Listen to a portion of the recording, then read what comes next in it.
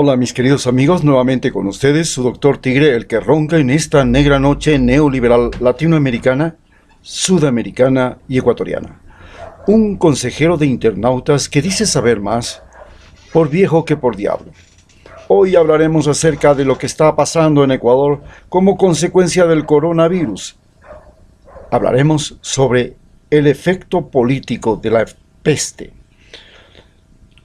En las últimas intervenciones que hemos visto en televisión, los canales de Ecuador han querido utilizar ahora el denominado centralismo absorbente de Quito como excusa para justificar por qué Guayaquil sufrió la pandemia en tal magnitud que despertó admiración y horror a nivel mundial. ¿Cómo se produjo eso? Pues a todos nos quedaba claro que Ecuador era un país que había pasado de un periodo de bonanza a un periodo realmente de infortunio, de desgracia. Habíamos caído en manos de un presidente que tenía incapacidad física, incapacidad mental para gobernar y que tenía además una cosa muy importante: incapacidad moral para gobernar. Como consecuencia de eso, Guayaquil logró concentrar mayor cantidad de riqueza. Se convirtió en el Miami de Ecuador, en el lugar de los ricos y más afortunados.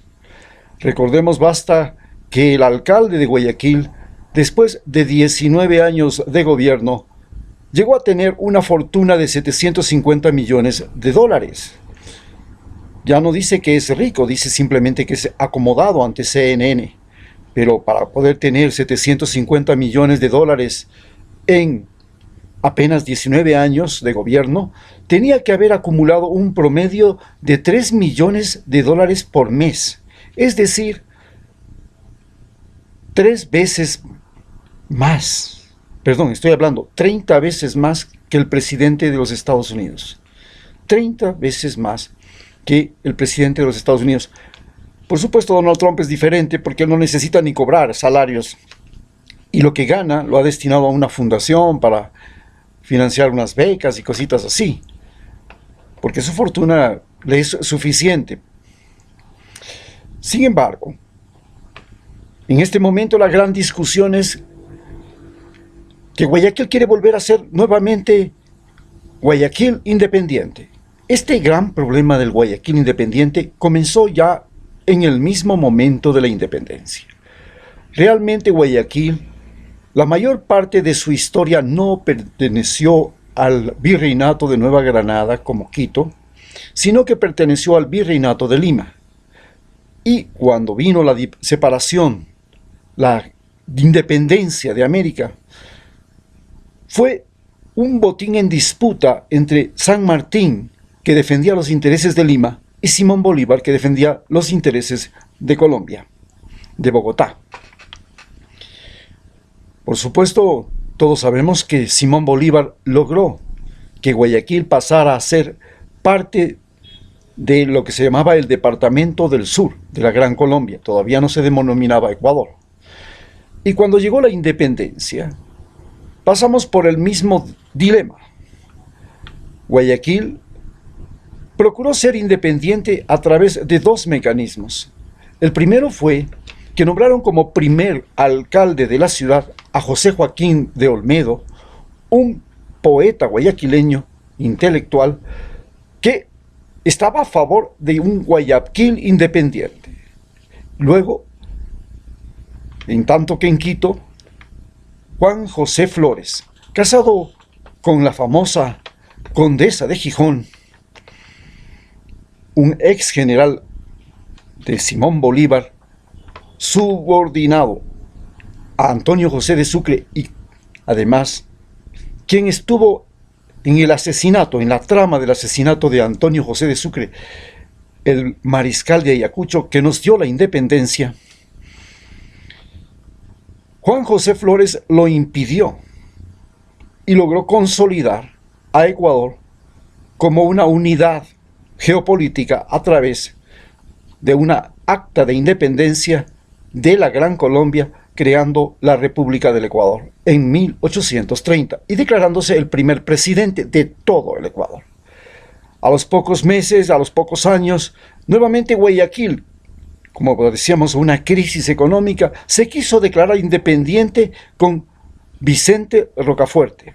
Se levantó en armas y pretendió crear un estado independiente en ese lugar. Intervino Estados Unidos y Estados Unidos consiguió que Juan José Flores le cediera el gobierno a Vicente Rocafuerte, y Vicente Rocafuerte fue uno de los primeros buenos presidentes de Ecuador, pero de todo Ecuador, no de Guayaquil.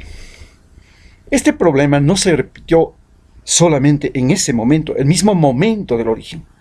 Más tarde, el Ecuador volvió a sufrir otra crisis económica tremenda en los años 70 del siglo XIX. En ese momento, ya en los años 60 comenzó la crisis, y en los años 70 era una crisis que recorría toda Europa y también afectaba a Ecuador. Nosotros somos un país exportador de materias primas y éramos en ese momento un exportador de quinina. La quinina había sido nuestro principal producto de exportación, pero Inglaterra logró robar las semillas de la quinina, plantarlas en las islas de Sumatra y Borneo, las dos más grandes islas de Indonesia, del mar del Índico, y por supuesto se apropió del mercado de la quinina. Eso fue un golpe económico para Ecuador. Comenzamos entonces a convertirnos en exportador de cacao. Pero Europa vivía un colapso, y este colapso en Europa generó olas migratorias enormes hacia Norteamérica, hacia Centroamérica, hacia Sudamérica, de europeos. Ecuador vivía en ese momento también un colapso y se volvió a dividir. Ya no solamente que Guayaquil quiso ser independiente, quiso ser también Loja, como quiere ser ahora, y quiso ser también Cuenca independiente. Y entonces Guayaquil eligió un presidente, Franco. Cuenca, un presidente, Carrión. Loja, otro presidente, otro Carrión. Y Quito eligió otro presidente, Gabriel García Moreno. Nuevamente vino Juan José Flores, hizo la famosa batalla de Miñarica y consiguió doblegar a Franco y a todos los demás que querían ser presidentes y a reunificar el país. Hoy, después vino una crisis económica, por supuesto, que estuvo vinculada con el fin de la época bananera, y nuevamente Guayaquil comenzó a fraguar la independencia como república independiente. Era el principal puerto exportador de banano, era el principal generador de riqueza del país, y era en las aduanas la mayor fuente de lucro en este país. Había una gran disputa entre Guayaquil y Quito. Quito no tenía ingresos por exportaciones, sino por impuestos, y Guayaquil, en cambio, era la que generaba los impuestos y era la gran proveedora de recursos porque era el principal puerto de exportación. Por supuesto, descubrimos el petróleo. Quito logró reposicionarse como capital económica porque el petróleo pasó a ser el primer recurso económico del país. Y esto volvió a motivar Guayaquil independiente, y hablamos nuevamente del centralismo absorbente. Y eso fue la palabra que tuvo en la punta de la boca León Febres Cordero para lanzarse a la candidatura a presidente y ganar. Porque en ese momento realmente Quito había comenzado a concentrar una gran riqueza producto del petróleo, que se convertía fundamentalmente en infraestructura, en servicios, en jubilados, en militares y en policías. Eso no le gustó a Guayaquil.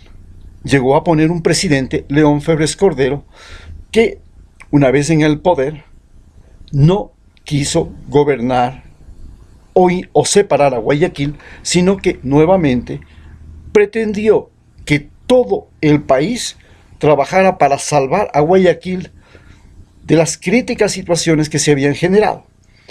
Pero el problema de salvar a Guayaquil siempre fue que todo el dinero que iba a Guayaquil y a salvar a Guayaquil terminaba en manos de una clase social aristocrática que después la pudimos constatar y fue la culpable de la debacle económica de 1999.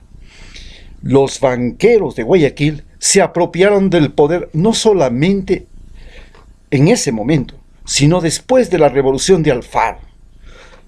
Los banqueros de Guayaquil hicieron y deshicieron de este país, hicieron y deshicieron de la aduana y se convirtieron en una clase extremadamente rica y poderosa que vivían aquí y en Miami o en Panamá.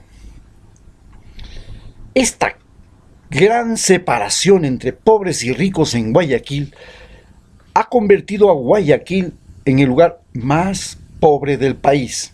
Y en este lugar más pobre del país, el coronavirus ha podido hacer lo que le ha dado la gana, matando a seres humanos en la calle, en las casas, en los hospitales y a todo lo que ha podido en su paso. Mientras tanto, los ricos de Guayaquil, que hoy están golpeados no por la pandemia, sino por la cuarentena, reclaman que todo el país tiene que ayudarles y salvarles, o se declaran república independiente nuevamente, y acusan a Quito de haber sido la concentradora de la riqueza. Pero ¿cómo se ha dibujado en realidad este panorama? Guayaquil se convirtió en un polo económico, y al ser un polo económico, primero atrajo a piratas. Recordemos los piratas, entre ellos Francis Drake y otros piratas que inclusive se tomaron la ciudad. Después atrajo a comerciantes, luego atrajo a banqueros, luego atrajo a industriales, pero todos siempre con esta mentalidad de lucro que necesitaban de una gran población desesperada y hambrienta que migraba de todo el Ecuador para ofrecerse como mano de obra barata y a la cual acomodaban en esas lomas donde la miseria hacía lo que le daba la gana, sin agua, sin servicios básicos, sin recolección de basura, en casas apiñadas de madera con techos de zinc asfixiantes, sin vestuario, sin servicios médicos convenientes. No pasaba eso en Quito. La riqueza de Quito, desde el mismo momento en que llegaron los incas a conquistar Quito, y luego los españoles, y luego, cuando fuimos a República, la riqueza de Quito se convirtió siempre en infraestructura, en viviendas, en templos, en oficinas, en instituciones, en canalización, en agua potable, en electrificación, en internet, en transporte, en educación, llegando Quito a ser la ciudad con la mejor educación del país. Esto se lo prueba porque cuando se ofrecieron las becas que ofrecía el CENESID a todos los ecuatorianos, la mayor parte de los becarios eran provenientes de Quito, en razón de que la educación en Quito es notablemente superior a la educación en todo el resto del país.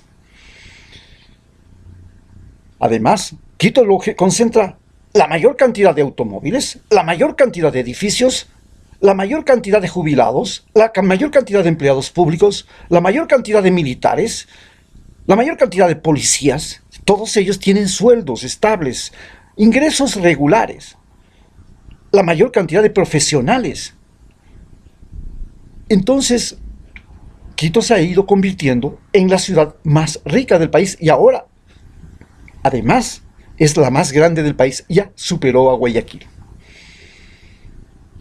Cuando llega el gobierno de Lenín Moreno y ahora el coronavirus, podemos darnos cuenta de que Quito había controlado el país mediante la ley y la moral, mientras que Guayaquil había controlado el país a través de la economía.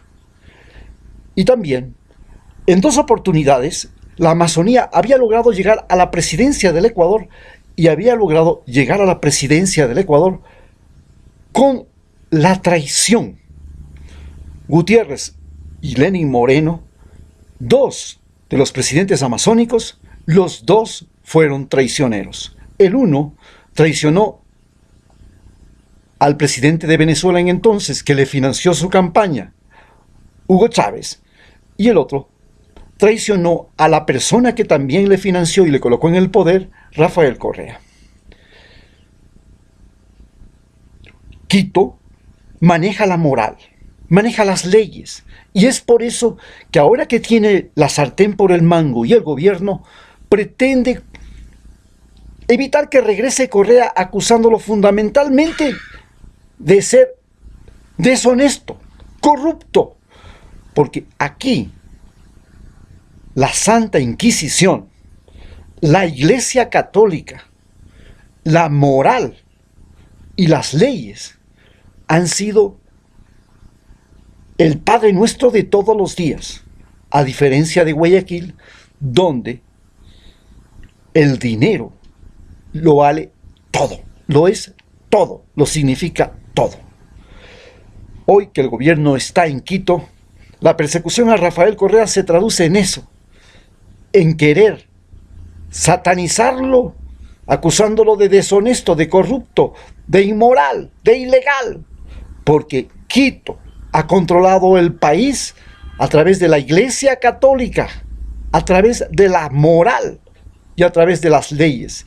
Y eso habla que en realidad Guayaquil tiene toda la razón al declarar que hay un centralismo absorbente y que Quito está controlando y mal controlando al país. Se propone entonces que Ecuador deje de ser un país, una república unitaria como fue en su origen, y se pretendió ya en la Constitución del 2008 y hasta el 2016, hasta el 2017, estaba en curso la regionalización del país. La regionalización del país fue el primer paso hacia una república federal. Recordemos que Suiza es una república federal, tiene 6 federaciones, se llama Federación Helvética, 6 países, 6 estados, siendo un país más pequeño que Ecuador. Y en ese país, cada año, uno de esos estados se turna el gobierno.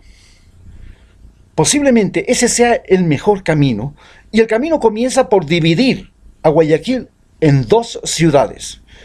Toda ciudad que en Ecuador tenga más de 1 millón de habitantes tiene que ser dividida en 2 ciudades. Quito tiene que dividirse en 2 ciudades y Guayaquil tiene que dividirse en 2 ciudades. Y cada una de esas ciudades es un estado independiente. Y a su vez, las diferentes provincias tienen que agruparse como están agrupadas en 9 regiones.